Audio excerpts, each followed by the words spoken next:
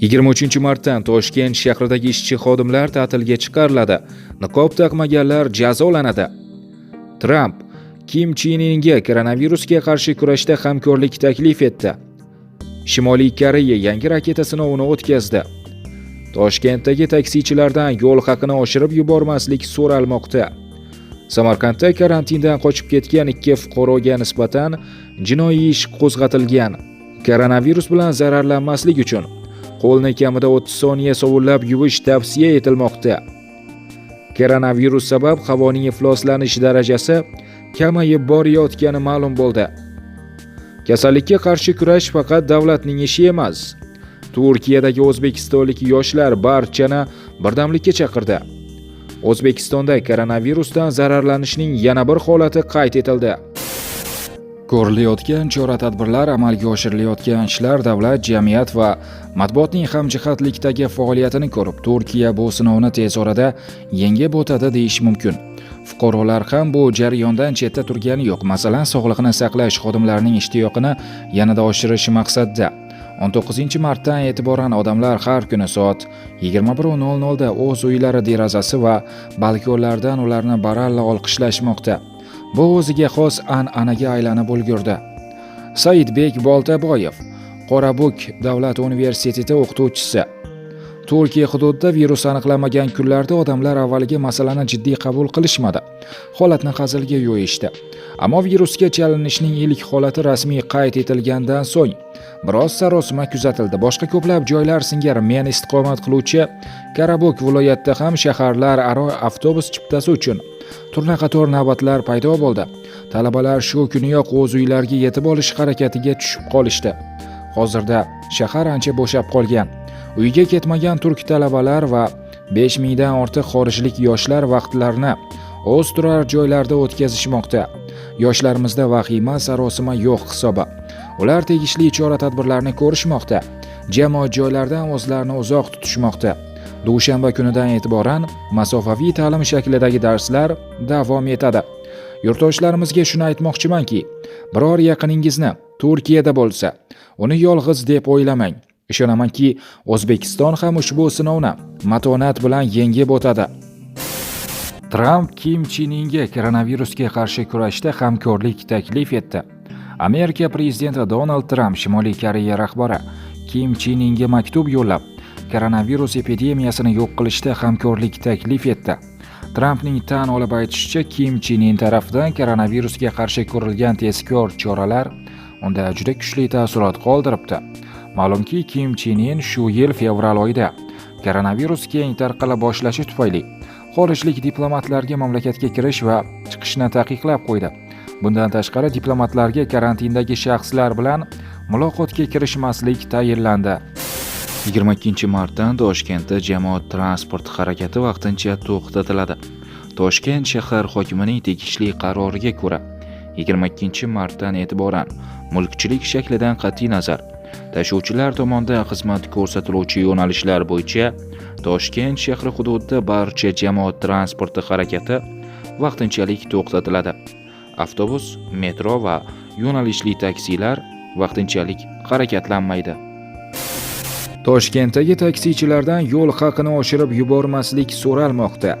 22-martdan Toshkent shahrida faqat yengil avtomobillar, ya'ni dezinfeksiya qilingan yo'nalishsiz taksilarda yo'lovchi tashilishiga ruxsat berildi.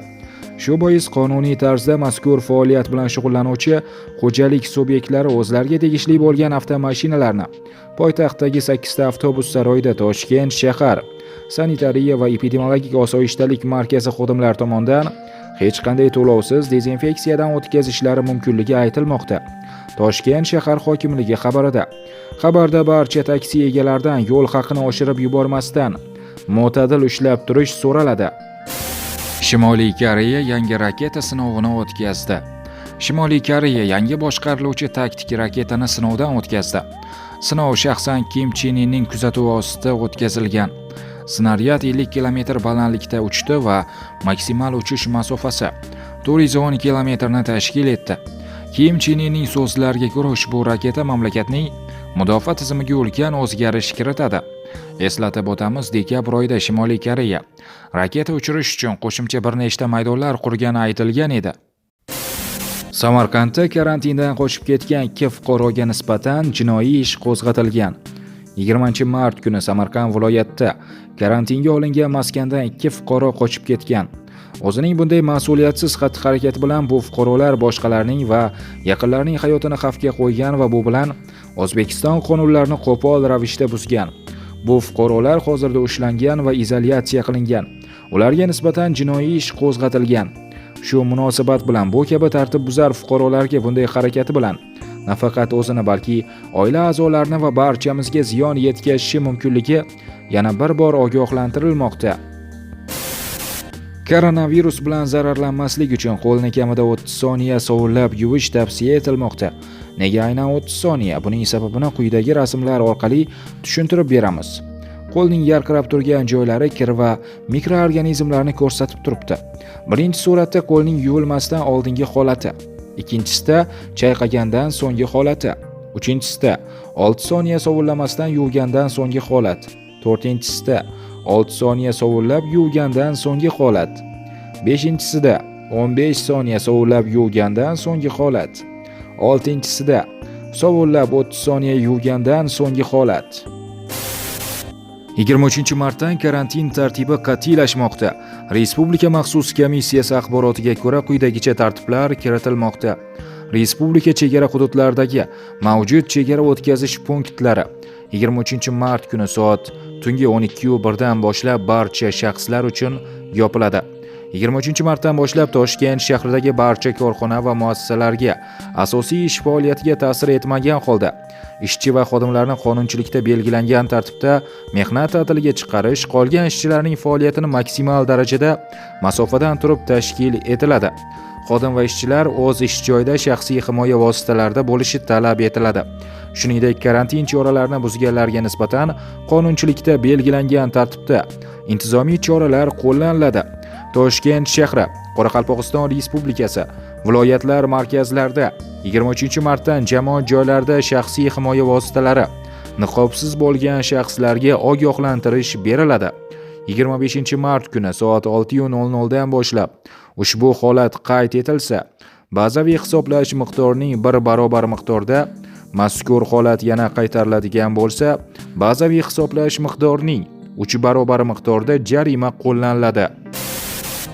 O'zbekiston musulmonlari idorasi ulamolar kengashining koronavirus infeksiyasi tarqalishining oldini olish bo'yicha fatvosida ham janoza namozlari vafot etganning yaqin qarindoshlari ishtirokida xonadonlarda o'qilsin deya alohida ta'kidlangan edi.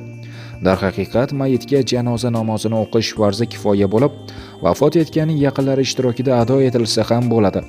Mo'tabar manbalarda hadis-i shariflarga tayangan holda ulug'larimiz qazo qilgan odamning janoza namozini tezlik bilan ado etib, dafn etishga shoshilganlari bayon etilgan.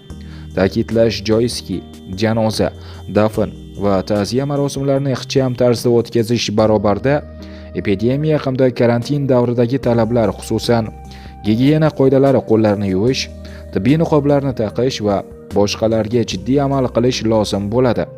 Shuningdek, maxsus komissiya qarorida qayd etilgandek, xudoyilar ham 10-15 kishi atrofida o'tkaziladi.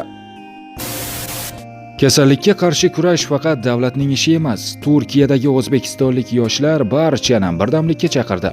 Bugungi kunda ko'plab o'zbekistonlik yoshlar, ta'lim olayotgan ko'plab yurtdoshlarimiz mehnat qilayotgan Turkiya davlatida koronavirusga chalinganlar soni 1000 ga yaqinlashdi.